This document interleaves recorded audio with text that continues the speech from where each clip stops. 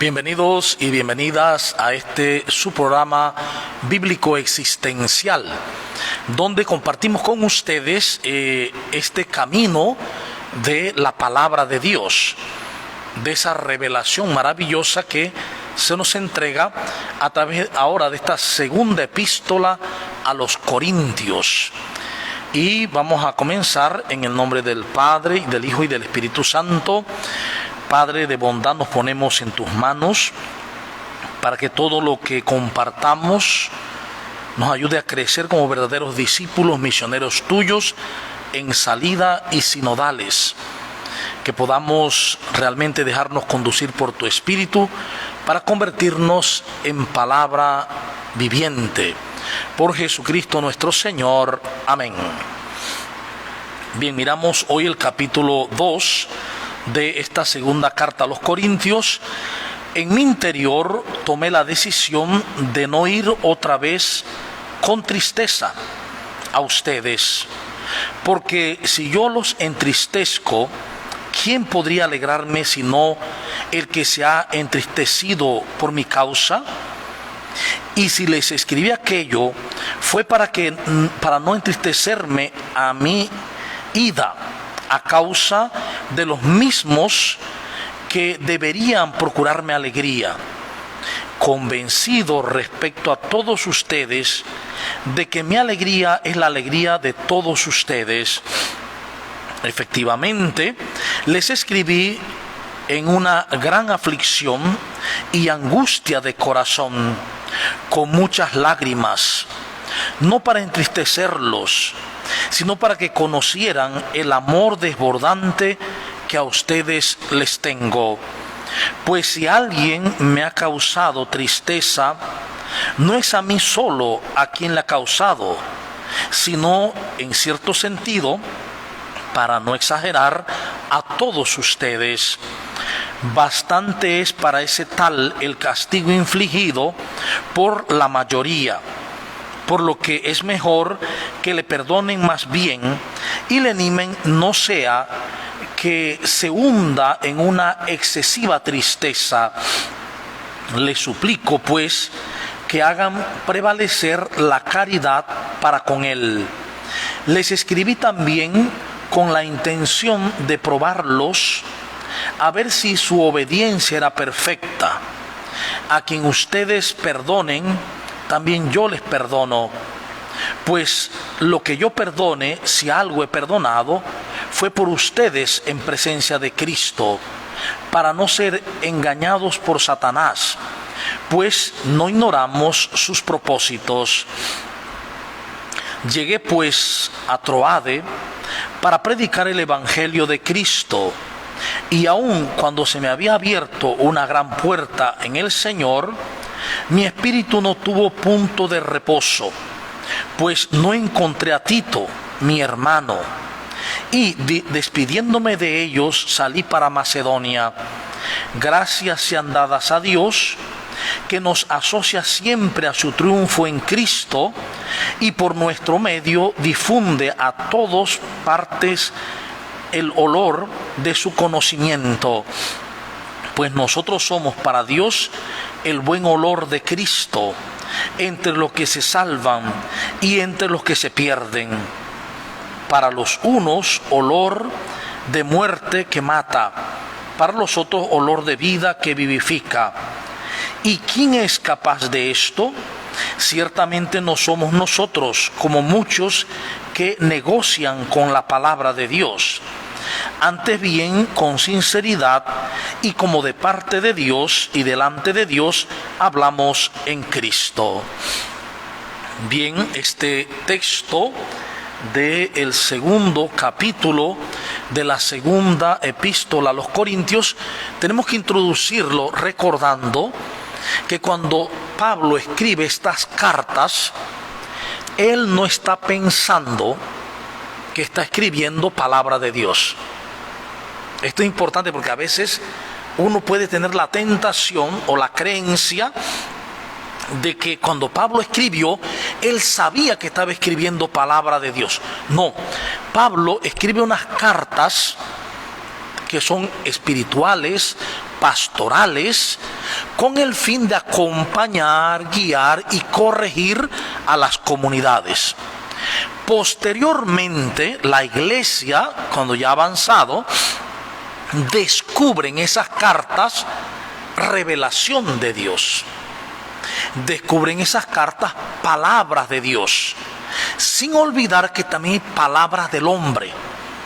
Esto es lo interesante en el texto bíblico, a diferencia, por ejemplo, del Corán, que se sostiene que fue revelado y escrito totalmente de parte de Alá, que el ángel así lo reveló. Es decir, el Corán no puede interpretarse, porque fue escrito para ellos totalmente por Dios, como un dictado. Mientras que para nosotros la revelación no es un dictado. Es Dios que actúa en la historia salvando. Los seres humanos releen la historia e inspirados por el Espíritu Santo escriben una relectura de la historia desde la salvación de Dios. Y eso no quita que haya elementos humanos. Por eso hay que saber distinguir el mensaje de Dios y el mensaje del escritor, del agiógrafo. Lo que Dios dice y lo que el agiógrafo dice. Pablo, por ejemplo, sí en muchas ocasiones escribe, dice, y esto no lo digo de parte de Dios, sino de cuenta mía. Él advierte que eso que está escribiendo no le ha sido dado de Dios, sino que es una reflexión suya. Pero otros escritores no lo hacen, de los bíblicos, ¿no? Y tampoco sucede en el Evangelio. Pues bien, comenzamos este texto diciendo que en mi interior tomé la decisión de no ir otra vez con tristeza a ustedes. ¿Por qué dice esto? Está hablando de una anterior visita a los corintios, que fue una visita un poco dura y que él percibió que causó tristeza, a pesar que él quería conducir la comunidad desde el corazón del pastor. Y también como luego él escribe una carta también un poco dura para ellos, ¿no? Y dice, porque si yo los entristezco, ¿quién podría alegrarme sino el que se ha entristecido por mi causa? Es decir, Pablo dice, yo no los voy a visitar porque lo pensé en mi corazón y no quiero causarles tristeza, porque si yo les causo tristeza, ¿quién me alegrará a mí? Esto es algo hermoso, porque Pablo está diciendo que la alegría de la comunidad es su alegría y que la tristeza de la comunidad es su tristeza. Es decir, Pablo reconoce que él está unido a la comunidad. El sentir de la comunidad es también su sentir. Es decir, en lenguaje moderno de Benedicto XVI y luego de Francisco, un pastor con olor a oveja. Un pastor que está cercano a las personas. Y dice, si les escribí aquello, fue para no entristecerme a mi ida. Fíjense, aquello que escribió, dice, es algo fuerte. A causa de los mismos que deberían procurarme alegría. La comunidad debería procurarle alegría porque él la fundó. Él fue el fundador de estas comunidades de Corinto. Entonces, ¿qué pasa? Dice que aquellos que le han causado tristeza, él les escribe porque deberían procurarle alegría, convencido respecto de todos ustedes de que mi alegría es la alegría de todos ustedes. Entonces hace un círculo virtuoso. Dice, su tristeza es mi tristeza y mi tristeza es su tristeza, pero su alegría es mi alegría y mi alegría la de todos ustedes. Por eso efectivamente les escribí en una gran aflicción y angustia de corazón, con muchas lágrimas, no para entristecerlos, sino para que conocieran el amor desbordante que a ustedes les tengo. Pablo está revelando que él les ha escrito desde el corazón, desde el dolor, desde la angustia. ¿Por qué dice? Porque les amo. Porque amo la comunidad y le estoy mostrando en esta carta el amor desbordante que le tengo a ustedes. Entonces, hoy por hoy, en las comunidades, esto es preciso recobrarlo. Por un lado, el amor desbordante del pastor a la comunidad y de la comunidad al pastor. ¿Por qué? Porque la tristeza de la comunidad es tristeza del pastor y la alegría de la comunidad es alegría del pastor y viceversa. Por lo cual esto nos invita a reconocer que somos un solo cuerpo, el cuerpo de Cristo. Todos somos realmente uno. Pues si alguien dice me ha causado tristeza, no es a mí solo a quien se la ha causado, sino en cierto sentido, para no exagerar, a todos ustedes. Entonces dice también en la comunidad, si alguien causa tristeza, me la causa a mí y también a todos ustedes. Bastante es para ese tal el castigo infligido por la mayoría. Aparentemente hubo alguien en la comunidad que falló, que atacó, que se rebeló contra lo dicho por Pablo. Entonces la comunidad, en la mayoría, lo separaron, porque esa era una forma que se hacía. Al pecador se le separaba en comunidades apartes, que tenían que reconciliarse, transformarse y volver a la comunidad. Entonces dice Pablo, bueno, esa persona tiene suficiente con el castigo infligido por la mayoría, porque es mejor que le perdonen más bien. Esa persona se equivocó, esa persona ha causado heridas, pero lo mejor no es separarlo. Miren, aunque era una costumbre de las comunidades, incluso de los judíos, dice, pero lo mejor no es separar a la gente, lo mejor es perdonar. Y esto es muy válido para hoy. En cualquier comunidad cristiana, lo mejor no es separar a las personas, lo mejor no es juzgar a las personas, lo mejor es perdonarles.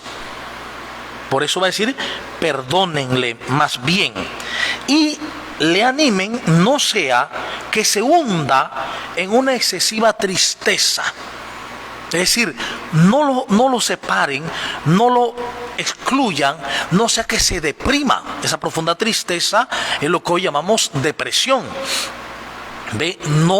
Que no llegue a esa situación por exclusión, porque la exclusión siempre causa depresión, sobre todo en los corazones o mentes débiles.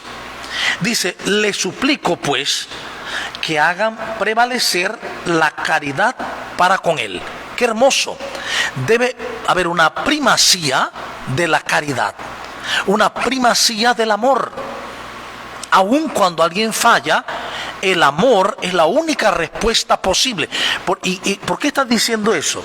Porque también Jesús lo dijo. Amen los unos a los otros, amen a los que les persiguen, amen a los que les odian. O sea, amar a todos. Él dice, la única deuda que debemos tener con los demás es la deuda del amor. Es decir, cuando alguien nos hace algo, cuando alguien nos hace lo que sea, la única deuda es el amor. ¿Y por qué esa deuda? Porque es lo que nos hace vivir como hijos de Dios. De un Dios que ama totalmente y siempre a todos y a todas, dirá Jesús, a los buenos y a los malos. Bien, dice, les escribí también con la intención de probarlos a ver si su obediencia era perfecta. Ahí está haciendo una revelación de su intención en la carta anterior. Dice, yo les escribí porque quería probar su perfecta obediencia. Esa obediencia que Pablo observa, que Pablo quiere que observe la comunidad, no es otra cosa que la obediencia a Cristo, que a su vez es obediencia al amor. Por eso es que en las comunidades primitivas el amor es lo más importante. Veíamos ya en la anterior carta, en el capítulo 13, 1 Corintios 13, cuando habla del amor. La fe pues pasará, la esperanza también, pero solo la caridad, el amor perdurará para siempre. Entonces, esa llamada a la caridad es la obediencia. Y hoy podríamos decir también que en las comunidades actuales la obediencia es obediencia al amor. Por una sencilla razón: Dios es amor. Solo obedezco a Dios cuando obedezco al amor, porque Dios es amor. También porque Jesús mismo lo dice: este es mi mandamiento, que se amen los unos a los otros como yo los he amado. Por lo tanto, toda la vida cristiana es una obediencia continua al amor. Y por lo tanto, no es algo que comienza afuera. ¿Cómo voy a obedecer al amor afuera, a esta persona, a la otra? No, así no se comienza. Se comienza en una obediencia al amor dentro. Es decir, descubrir que Dios me ama, que soy amor de Dios y que le obedezco a Dios aceptando su amor y aceptando que soy amor. Cuando acepto su amor y acepto que soy amor, se da una explosión en mí. Una explosión luminosa, una explosión de conocimiento, que es conocimiento luz de Dios, una explosión de alegría, de ternura, que todo se enfoca hacia el servicio. Por eso es importante que se dé primero dentro, porque no puedo amar al otro si no me amo a mí mismo. Si a mí mismo me estoy siempre autocastigando, me estoy autocastigando por el pasado, por lo que hice, por mis equivocaciones, por mis errores, por, como lo llamamos de costumbre, pecados.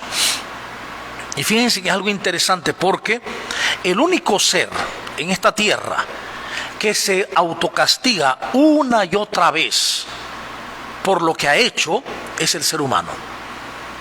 Los animales hacen algo que está y que sea para ellos inadecuado, por ejemplo, ir por un camino donde se golpean o tropezar con una piedra, ellos no lo vuelven a hacer.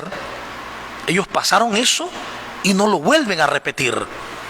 Solo el ser humano se condena una y otra vez, y en las mismas leyes humanas dice: un ser humano solo puede ser juzgado por un delito una sola vez.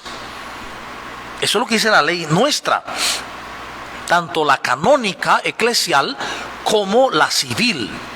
Sin embargo, en el interior muchas veces nos condenamos una y otra vez por lo mismo. Pero no solo eso, nos condenamos. Y aquellos que saben de lo que hemos hecho, nos condenan también. La esposa, el esposo, los hijos. Eso se debe a que no hemos entendido ese camino del amor. Cuando aceptamos el camino del amor, la revelación del amor, cuando aceptamos que Dios nos ama totalmente, desde siempre y para siempre, aun cuando hayamos fallado. Y fíjense que el error de no entender esto es lo que ha hecho alejarse a tanta gente de las comunidades cristianas. A mucha gente. ¿Por qué? Porque hemos convertido las comunidades en leyes, normas, prescripciones, separaciones, juicio, espiritualismos exagerados, Y así corremos a la gente. Y en este momento, sobre todo a los jóvenes y a los niños, muchas veces lo he planteado. Si hoy por hoy nosotros contamos los que hay en el templo, en las celebraciones, menores de 30 años, contaremos con los dedos posiblemente. Porque son muy pocos. A menos que estén en confirmación y se les pida que vayan pues a misa, etcétera, etcétera, ¿no? Pero es que estamos corriendo a la gente. Miren que otras veces he hablado de un testimonio de Salvador Gómez. Salvador Gómez era un chico tremendo, después de ser un chico que sufrió bullying, sufrió mucho el bullying. Cuando él un día le dicen que él puede hacerlo todo, su maestra se mete al karate, aprende karate y se vengó de todos los que le pegaban. Tanto así que lo meten a la correccional. De mogoncito pasó a ser pues el pegón, el incorregible, y lo meten al correccional. Y cuando sale del correccional o de la correccional, él va caminando hacia su casa y pasa frente a un templo que estaban celebrando la misa y estaban predicando el presbítero. Y él dice que iba caminando, y eso tenía como 16 años, 17 años, por ahí, no sé cuánto, o si estaba llegando a la mayoría de edad, pero era un chiquillo, un muchacho. Y entonces él escucha que el padre dice: Dios ama a los buenos y a los malos. Eso lo hizo detenerse. Eso lo impactó, porque él toda la vida había escuchado que Dios ama a los buenos, los bendice, y a los malos no los ama y los castiga. Él se detuvo y esperó que terminara la misa, y se fue donde el padre y le dijo: oiga, padre, ¿cómo es eso que usted ha dicho, que Dios ama a los buenos y a los malos? Si mi abuelita me enseñó que Dios solo ama a los buenos y a los malos los castiga. Entonces el padre lo miró y le dijo: ¿es que tú eres malo? Y él le dijo: yo soy requete malo. Entonces dice que el padre lo agarró el cachetito y le dijo: entonces Dios requete ama. Eso lo transformó. Ser consciente de que Dios le amaba por encima de todos los errores, de todas las maldades que había hecho, lo transformó. Y es que solo el amor sana, solo el amor transforma, solo el amor edifica. Entonces, por eso Pablo va a hacer énfasis en que se opte por la caridad. Opten, les suplico, que hagan prevalecer la caridad para con él. Y claro, así como para él, para con todos. Dice: a quien ustedes perdonen, también yo les perdono. ¿Sí? Porque somos uno. Pues lo que yo perdoné, si algo he perdonado, fue por ustedes en presencia de Cristo. Lo hice en presencia de Cristo, es decir, consciente de que todos estamos en Cristo. Él es la cabeza, nosotros el cuerpo. No podemos olvidar lo que ha escrito en la primera carta sobre el cuerpo de Cristo. Entonces, consciente de ser uno con Cristo. Esto es importante también en las comunidades cristianas de hoy, ser consciente de que Dios nos ama por encima de todos los errores. Ser consciente de que somos amor como Él, porque si Dios es amor y somos imagen y semejanza suya, somos amor como Él. Y por lo tanto, nuestra vida no tiene otro sentido que amar. Cuando decimos: es que yo no sé cuál es mi misión en este mundo. Amar. Allí donde estés, como profesor, como médico, como ingeniero, como enfermera, como enfermero, como arquitecta, como lo que sea, como sacerdote, como obispo. ¿Cuál es mi camino en lo que hago? Amar. Como abogado, amar lo que hago y amar a las personas que defiendo. Amar. Por eso el camino es la caridad, la primacía del amor. Es más, dice también, para no ser engañado por Satanás. hay que amar y perdonar en presencia de Cristo para no ser engañados por Satanás. Aquí, claro, la traducción que se hace es el adversario, por el que se opone a nosotros, por lo que se opone a nosotros. Es que es indiferente, puede ser él o lo, porque Satanás no es un nombre. Les recuerdo que en la Biblia hebrea, Satán nunca es un nombre. De hecho, se le llama Satán hasta al ángel de Yahvé también. Se le llama Satán. Se le llama Satán a David también. Satán no se refiere a la idea de Satanás que se desarrolló posteriormente y sobre todo desde la época del siglo segundo, tercero en adelante. No. Satán es el adverso, lo que se opone. Entonces, cuando Pablo dice que el vivir la caridad, que trae como consecuencia el perdón a todos, es decir, el dejar que el perdón repose sobre todas las cosas, porque de esa manera viene a mí también el perdón, es decir, el deshacimiento de todos los errores, el deshacimiento de todo lo pasado. Cuando permito eso, cuando vivo así, entonces no estoy dejando que el que se opone o lo que se opone entre en nosotros.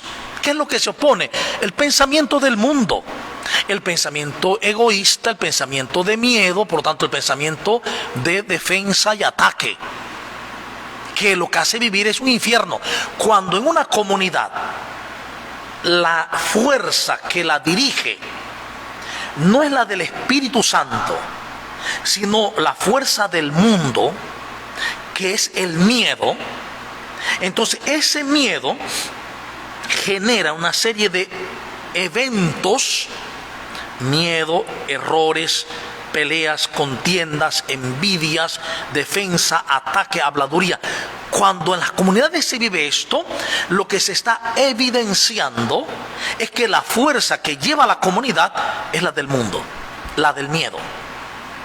Mientras que cuando en la comunidad se vive el amor, el perdón, que de ahí viene entonces la alegría, la paz, la justicia, evidencia que esa comunidad está empujada por el Espíritu Santo, el Espíritu del amor de Dios. Y esto es fundamental para mantenernos firmes en la fe. Para mantenernos firmes en la fe. Entonces dice, pues no ignoramos su propósito. El propósito del mundo, ¿cuál es? El propósito del ego, ¿cuál es? La separación. Continuamente la idea de separación. Su propósito es separar. Siempre que nosotros estemos mirando desde la separación y estemos percibiendo desde la separación y estemos juzgando desde la separación, eso es indicio de que estamos siendo guiados por la fuerza del mundo, por el ego, por el miedo. Entonces, bien sabemos, dice, que cuál es el propósito de lo opuesto de Satanás. Es la separación. Y fíjense que esto es practicidad. Cuando en una comunidad lo que estamos viendo es separación, peleas, contiendas, cuando no me abro a comprender al otro, cuando siempre tomo todo a título personal, cuando siempre estoy prejuiciándome, haciendo juicios previos, es que es por esto, seguro que es por lo otro, entonces estoy viendo separación, no estoy viendo desde el Espíritu un solo cuerpo, el de Cristo, donde cada uno es parte de ese único cuerpo de Cristo, formando el Cristo total. Entonces dice, llegué pues a Troade para predicar el Evangelio de Cristo. ¿Cuál es el propósito de Pablo ahora en Troade? Predicar el Evangelio de Cristo. Es decir, la buena noticia del triunfo de Cristo. Eso lo quiere decir.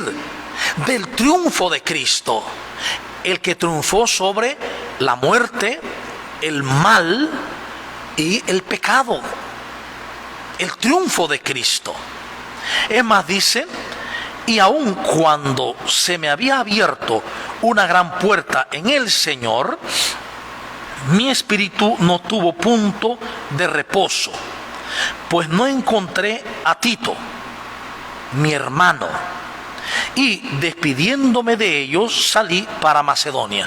Entonces Pablo aquí está diciendo, miren, yo fui a Troade a predicar el evangelio, y aquí está revelando una parte muy humana. Yo llegué, se me abrió unas puertas en el Señor magníficas, pero yo estaba preocupado porque no encontraba a Tito. Me sentía solo. ¿Ve? Tal vez tuve una crisis de miedo. No tenía el apoyo de otro, Tito. Entonces, en vez de aprovechar la puerta que el Señor le abrió, me fui porque mi espíritu no tenía reposo. Me fui, me despedí y salí para Macedonia. Miren, es decir, Pablo ha atravesado una crisis. El pastor ha atravesado una crisis. Se ha sentido solo, no apoyado.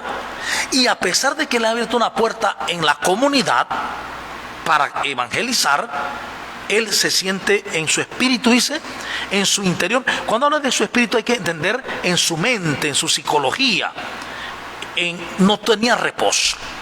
Estaba angustiado y se va. Entonces, gracias sean dadas a Dios que nos asocia siempre a su triunfo en Cristo. Es decir, después que Él se va, Él está contando lo que hizo. Después que Él se va, Él descubre o redescubre algo que muchas veces nosotros hemos descubierto y después se nos olvida. Y hay que redescubrirlo. ¿Qué cosa? Que Dios siempre nos asocia al triunfo en Cristo. Es decir, que cuando nos preocupamos, cuando me siento triste porque nadie me quiere, porque no me llaman, porque no sé qué, porque están contra mí, en realidad lo que estoy dejándome llevar es por el ego, no por el espíritu, porque el espíritu siempre es amor, alegría, paz, comprensión. Entonces, cualquier ser humano, todos nosotros estamos a expensas de caer en los brazos del ego y entristecernos. Y es allí donde hay que volver a encontrar esa idea clara de que Dios nos asocia siempre al triunfo suyo en Cristo, y por nuestro medio difunde en todas partes el olor de su conocimiento. Está usando la poética. El olor es poético. El olor, el perfume, pues, de su conocimiento, es decir, de saber lo que Dios quiere para mí y para todos. Es un perfume. Ante el mal olor de la guerra, del sufrimiento, del hambre, de las disputas, está el perfume, el olor suave de Cristo. ¿Sí?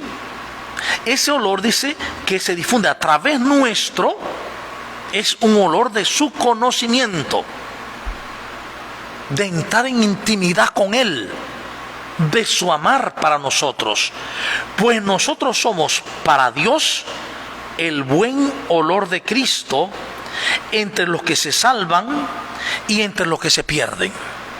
Es decir, para Dios nosotros somos el buen olor en Cristo, porque somos parte del cuerpo de Cristo. Somos uno con Cristo, ya sea para los que se salven, ya sea para los que se pierden. ¿A qué se refiere? No está hablando después de muerte, después de la muerte. Está hablando en la comunidad, los que se salvan y los que se pierden. ¿Quién es el que se salva en la comunidad? El que acepta la luz del Espíritu Santo, el que se deja conducir por el Espíritu Santo, el Espíritu del amor, el que se deja conducir por el amor, el que reconoce que Dios le ama y que es amor, Y el que se pierde es el que cree que es malo, malvado, y por tanto ve en Dios a un castigador, y entonces también odia a los demás y juzga a los demás y condena a los otros, y está juzgando siempre. Está condenado. ¿Por qué? Recuerden que Jesús dijo: el que cree en mí ya está salvado, y el que no cree ya está condenado. No está hablando del más allá, no está hablando de algo post-mortem, está hablando de una vida aquí. El que cree en mí, cree en mi Padre, el que me envió, ¿sí? El que cree en mí, cree en mis palabras. Por lo tanto, el que cree en mí sabe que el Padre lo ama como me ama a mí, y que somos uno solo. Por lo tanto, el que cree en mí no duda de ser amado, nunca se sentirá solo, y siempre estará consciente, o al menos estará en vigilancia de estar consciente de saber que es amor para amar, de que somos amor para amar. Entonces, ¿qué pasa? Dice el texto: pues nosotros somos para Dios el buen olor de Cristo, ¿sí? Tanto para los que se pierden como para los que se salvan. Para los unos, olor de muerte que mata; para los otros, olor de vida que vivifica. ¿Por qué dice esto? Porque el que no acepta la buena nueva de la salvación, del triunfo de Cristo, no acepta al Espíritu Santo, y por lo tanto no va a sentir un buen olor en el mensaje, lo va a despreciar, se va a convertir en algo de mal olor, porque no quiere aceptarlo. Mientras que será buen olor para aquel que quiera aceptarlo. A eso se refiere. No es que el mensaje de Jesús condene en absoluto. El mensaje de Jesús siempre salva. Es la actitud de la persona en su decisión, en su opción, lo que le hace vivir salvado o perdido. Si opta la persona, si elige el miedo, el ego, el mundo, entonces va a vivir el sufrimiento, la condenación, el infierno. Tantas personas dicen: mi vida es un infierno, pero lo que no sabe es que es un infierno porque eligió el infierno, eligió el desamor, no le cree al amor, no cree que el amor sea tan grande como para amarle a pesar de todos los errores, y no solo a esa persona sino a todo el mundo. No le creo. Entonces, como no le creo, la opción es creerle al mundo, creerle al ego, creerle al diabolos, creerle a Satanás, creerle a la separación.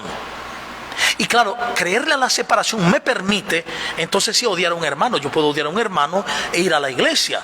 Yo puedo tratar mal a los viejos, a papá, mamá, y puedo ir perfectamente a la iglesia y rezar y hasta comulgar, porque tengo esa idea de separación.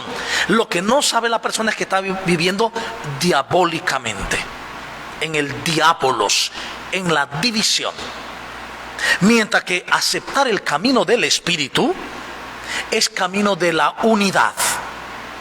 Ya ahora veo a los otros como parte de mí, y entonces entiendo que lo que le hago al otro me lo hago a mí mismo y se lo hago a Cristo, como él mismo reveló en Mateo 25. Eso es lo importante de creerle a Dios. Si no le creemos, estamos perdidos. Pues nosotros somos para Dios el buen olor de Cristo. Ciertamente, dice, no somos nosotros como muchos que negocian con la palabra de Dios. Eso puede entenderse que negocia en cuanto al dinero, que se negocia con la palabra de Dios. Pero también puede entenderse negociar la palabra de Dios como aguarla, licuarla. Bueno, yo la bajo para poder que la gente acepte algo de fe, pero entonces bajo, la traduzco de una manera distinta, le quito el sentido para que sea más suavecita. Negociar la palabra. Entonces dice, nosotros no somos así, no negociamos con la palabra de Dios. Antes bien, con sinceridad y como de parte de Dios y delante de Dios, hablamos en Cristo. Es decir, yo no les aguo el evangelio. Yo no les muestro un Cristo aguado. Les muestro un Cristo tal como Él se presentó, donde llama a elegir, donde nos dice, puedes elegir cada día y cada momento. Puedes elegir por mí o por el mundo, o de Dios o del mundo. ¿Ve? O de Dios, dice, porque no podemos servir a dos señores, del César o de Dios, del mundo o de Dios.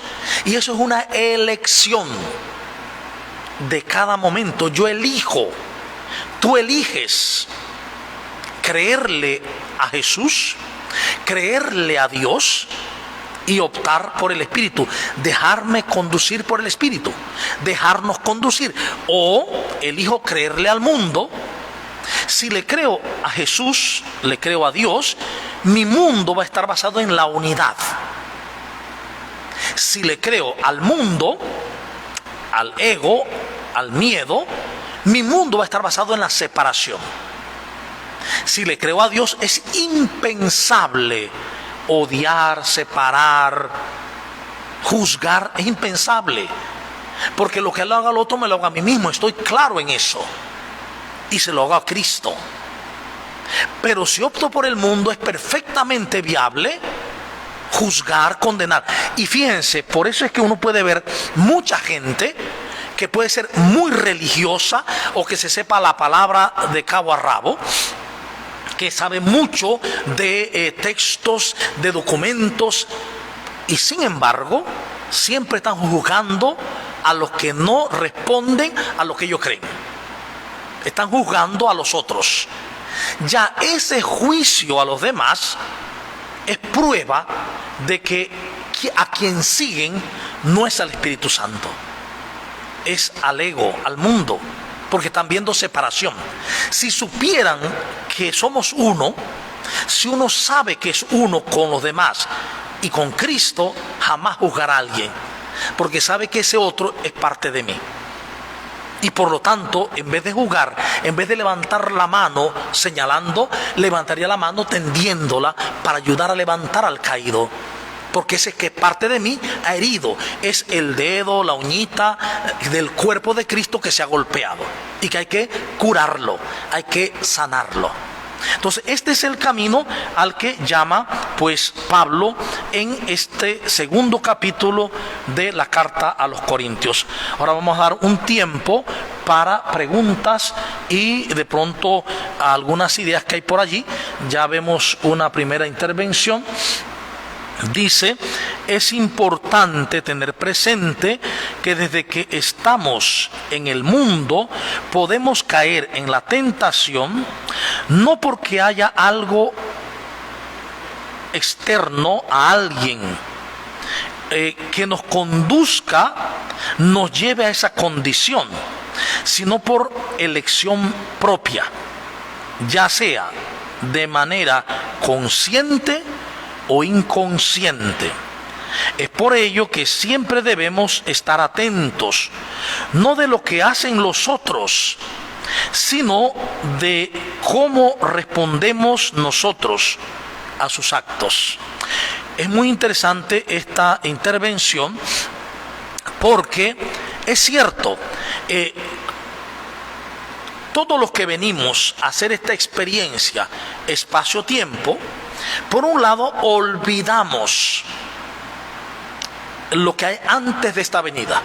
Recordemos que nosotros somos elegidos desde antes de la creación del mundo. Nosotros existimos en Dios desde antes de la creación de la materialidad, pero no lo recordamos. Al venir a este mundo tenemos la opción de elegir. Elegimos por Dios o elegimos por el mundo. Pero esa elección no se debe a que haya un ser fuera de mí que me esté obligando. Lo que sí puede pasar es que alguien nos hable, nos enamore con un lenguaje X y nos introduzca en la conciencia ideas erróneas. Y nos mete en una conciencia errónea. Y entonces decidamos mal. Decidamos hacia el mundo, hacia el ego. Por tanto, hacia el miedo, hacia la defensa, hacia el ataque. Pero aún así siempre tenemos que decidir nosotros. La última palabra, la última decisión la tomas tú y la tomo yo. Decisión por el Espíritu Santo, decisión por el mundo. Y esa decisión es un acto interior. Es un acto interior. Es una decisión que es creer meramente. Le creo al Espíritu Santo, le creo al Espíritu del amor, le creo a Dios, o le creo al mundo, le creo al ego, le creo al miedo. Esa es la elección de cada día. Por eso diariamente deberíamos decir en la mañana: Señor, que en este día te crea a ti, crea al Espíritu Santo, que en este día crea al amor, crea que Dios me ama y crea que soy amor y lo experimente con los demás. Ese es el camino. O repetir: no soy amor porque mi Padre es amor. Es que es lógica. Si mi Padre es amor y yo soy imagen de mi Padre, yo soy amor. Entonces soy amor porque mi Padre es amor. Entonces hay que darse cuenta que una de las tendencias también del ego es culpar a los demás. Es que lo que me pasa a mí es por culpa de mamá, papá, hermanos, abuelos, tíos, esposa, esposo. Entonces culpamos al otro. No. Tenemos que dejar de culpar. ¿Por qué? Porque culpar no es un acto del Espíritu Santo. Es un acto del ego. Así de simple. Entonces, cuando culpamos, nos culpamos a nosotros mismos.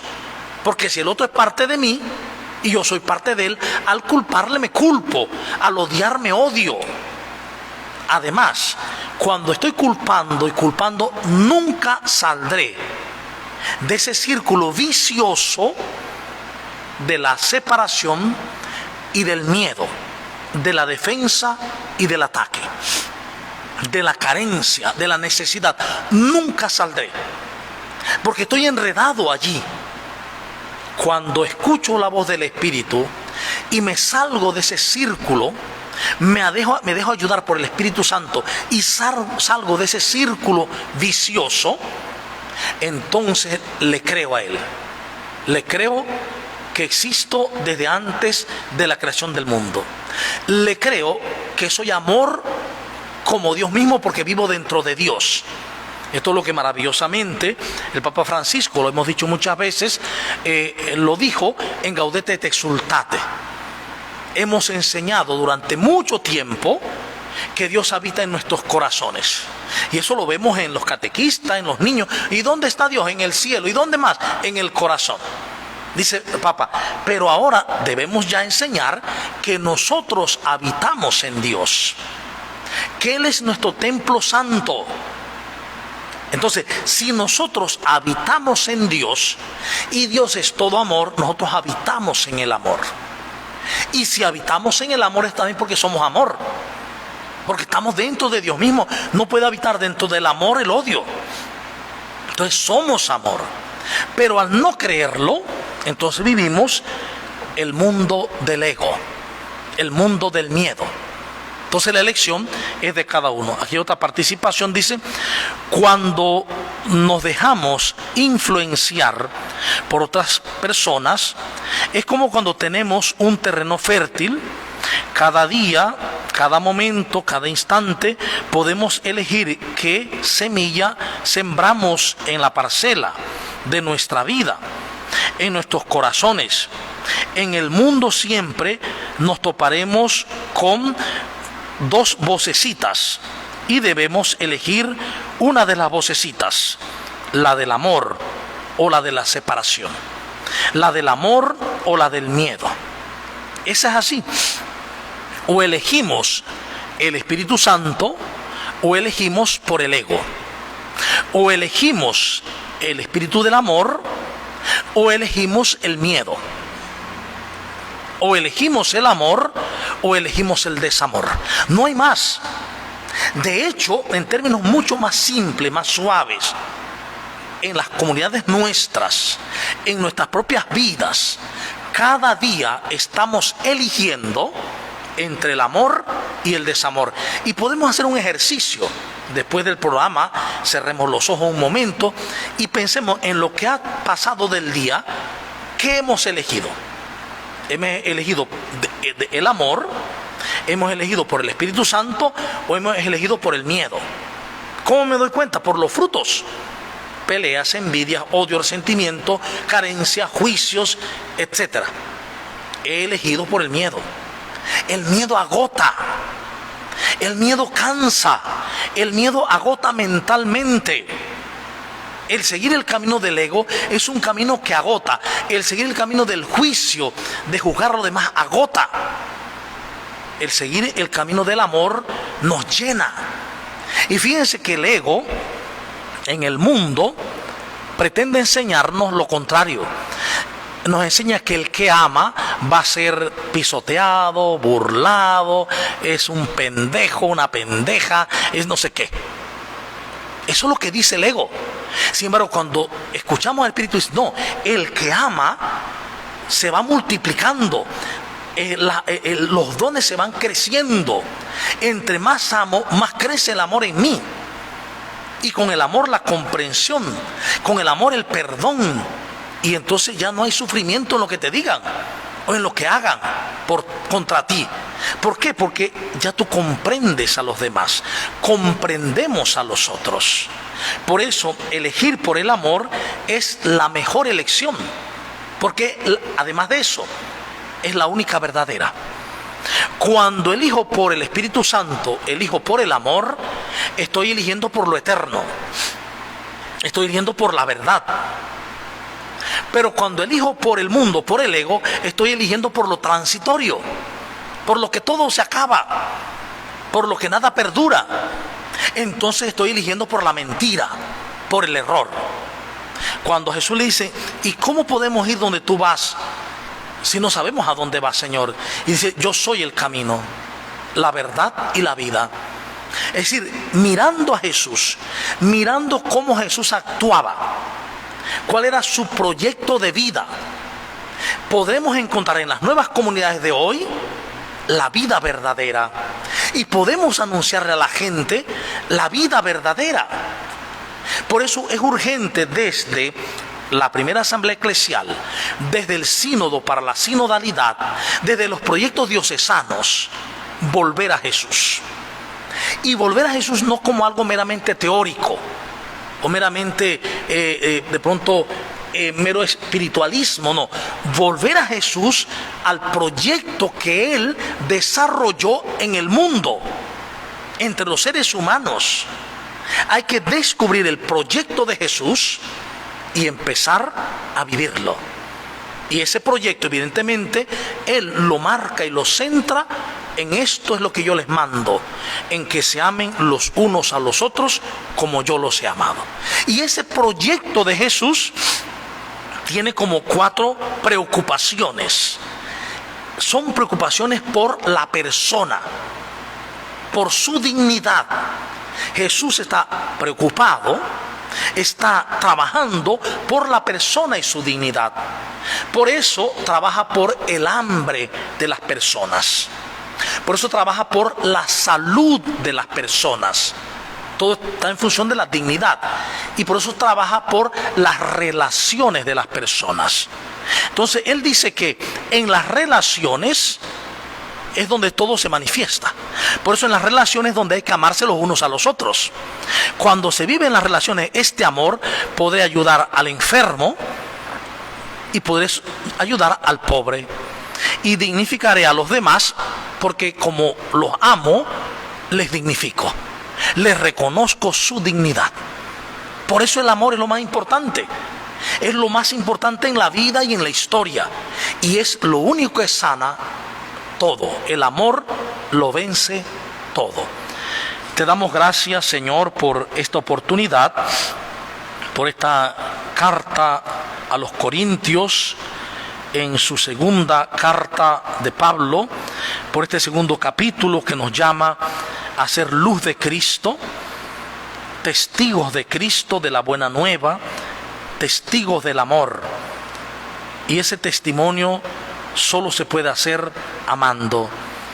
Que esta palabra toque nuestros corazones para que vivamos tal como tú lo deseas en este siglo XXI, como verdaderos discípulos misioneros en salida y sinodales. Por Jesucristo nuestro Señor. En el nombre del Padre, y del Hijo, y del Espíritu Santo. Amén. Agradecemos su participación y les recordamos seguir con nosotros creciendo con esta hermosa lectura de la segunda epístola a los Corintios. Recordemos que estamos en un momento particular, que es un momento sinodal, en el tiempo de escucha del sínodo para la sinodalidad. Y en este sínodo para la sinodalidad, donde tenemos que responder a este cuestionario que se nos da, tenemos que hacerlo también desde la experiencia de la verdad, desde el espíritu, desde el amor, desde el deseo de que nuestra iglesia, es decir, todos nosotros, volvamos a Cristo, volvamos a Jesús. Bendiciones.